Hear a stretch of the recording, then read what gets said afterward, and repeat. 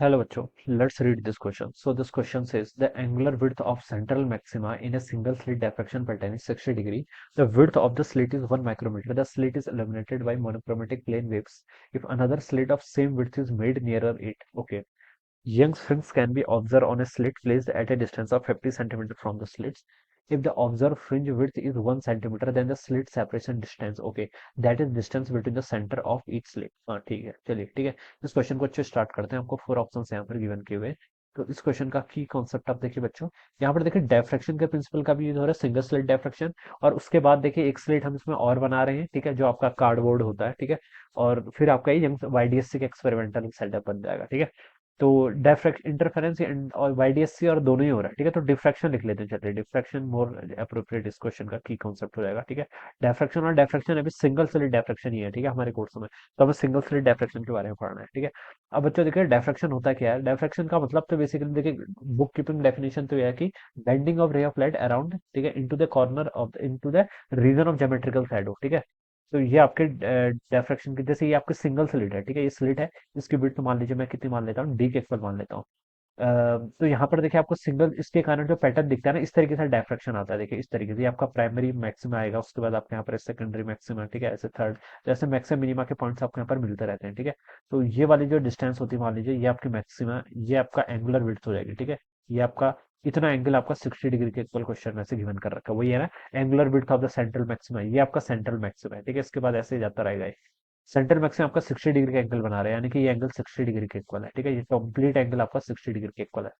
तो width of the slit is slit width, यानी कि डी स्मॉल डी की वैल्यू भी गिवन करके। देखिए बच्चों, यहाँ पर कंडीशन क्या होती है, मिनिमा के करस्पॉन्डिंग आपकी कंडीशन होती है D sine theta is equal to आपका एन लैम्डा के इक्वल होती है, ठीक है। तो यहाँ से हम इसकी विड्थ निकाल सकते हैं, डी साइन थीटा। लेकिन एक चीज का ध्यान रखना पड़ा, थीटा आपका यहाँ से एंगल होता है फिर, ठीक है, इस चीज का। ये पूरा 60 डिग्री गिवन कर रखा है, यानी कि इसका आधा लेना पड़ेगा, कितना, 30 डिग्री, ठीक है। तो ये हो जाएगा आपका डी साइन थीटा, नहीं, थीटा आपका 30 होगा, ठीक है।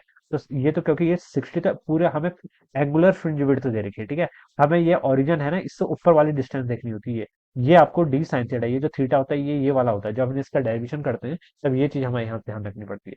तो थीटा यहाँ पर आपका 30 के लिए होगा, तो साइन 30 कितना होगा, 1/2 के इक्वल इज इक्वल टू। ये आपका फर्स्ट मिनिमा है, ये क्या आपका फर्स्ट मिनिमा, जीरो से लेकर यहाँ तक, ये आपका क्या है, दिस इज अवर, यहाँ पर आपका मैक्सिमा। देखिए यहाँ पर मिनिमा आ रहा है, तो उसका मतलब ऑरिजिन से लेकर यहाँ तक आपका सेंट्रल मैक्सिमा होगा, ठीक है। तो ये 1 के इक्वल होगा, ये आपका फर्स्ट मिनिमा है, तो इसके लिए एन की वैल्यू कितनी होगी, 1 के इक्वल। तो ये आपका लैम्डा के इक्वल यहाँ पर पुट कर लीजिए, ठीक है। तो ये चीज आपको यहाँ पर इतनी पता चल रही है। तो यहाँ से आपकी लैम्डा की वैल्यू बच्चों देखिए कितनी आ गई, स्मॉल डी बाई टू के इक्वल। डी के आपके यहाँ पास विड्थ, ये देखिए डी के आपकी स्लिट्स की जो विड्थ थी वही तो थी डी, 1 माइक्रोमीटर के equal.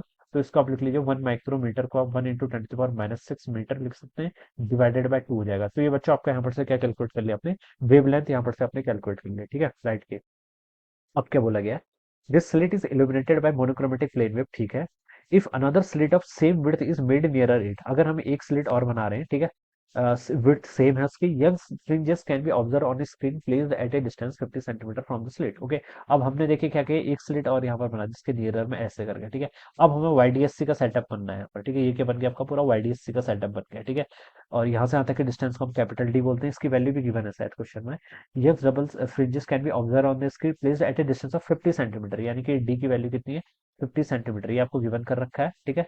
If the observe fringes, fringe width आपको ये भी गिवन करके, फ्रिंज विड्थ किसके इक्वल होती है, beta equal to lambda D by D के इक्वल होता है, ठीक है। ये आपकी 1 सेंटीमीटर के इक्वल है, कितनी, 1 सेंटीमीटर के इक्वल, ठीक है। ऑब्जर्व फ्रिंज विड्थ आपको गिवन कर रखा है, ठीक है। ऑलराइट, ये इसको डी नहीं, चलिए मैं इसको डी प्राइम बोल देता हूँ, क्योंकि स्मॉल डी मैंने यहाँ पर यूज कर लिया था इनिशियल के लिए, ठीक है। यहाँ पर मुझे डी प्राइम ही कैलकुलेट करना है ना, what is the slit separation, ठीक है। यहाँ से यहाँ तक की जो सेपरेशन होते हैं ना इन दोनों के बीच के सेंटर की, इसे डी प्राइम बोलते हैं, ठीक है। ये आपकी वैल्यू क्वेश्चन में आपको कैलकुलेट करके बतानी है, ठीक है।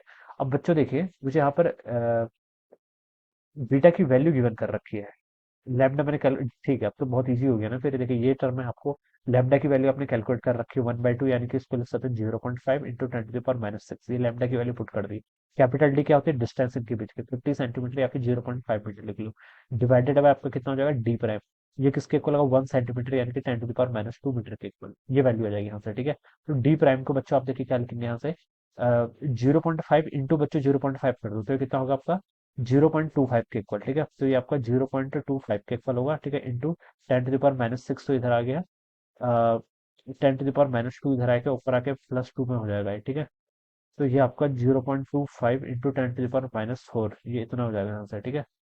अ, तो 0.25 10⁻⁻, हाँ ठीक है, इतना आ जाएगा 0.25 इंटू, इसको आप क्या लिख सकते हैं, 25 इंटू 10⁻⁻6 मीटर लिख सकते हैं, ठीक है। और ये आप माइक्रोमीटर में लिख सकते हैं, 25 माइक्रोमीटर, तो ये आ जाएगी बच्चों इसका ऑप्शन, ठीक है, राइट आंसर। 20, ये देखिए फोर्थ ऑप्शन में गिना है 25 माइक्रोमीटर। तो ये क्या होगा बच्चों, इसका आंसर ये है क्या, this is the distance between the slits, in slits के बीच की जो सेपरेशन है वो है, ठीक है। वही हमसे पूछी भी थी यहाँ पर, देखिए what is the slit separation distance, 25 micrometre के इक्वल होगी, and this will be the answer of this question, alright. So this is how we will solve this problem. Okay. So I hope you understood this concept. All the best and thank you so much.